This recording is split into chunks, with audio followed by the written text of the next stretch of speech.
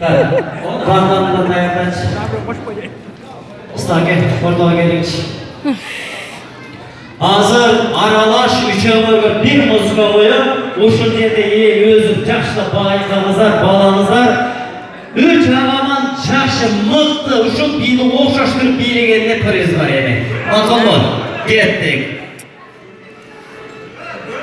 Bayağı vandan barğamla kol çaktır bini koltuğa kafede.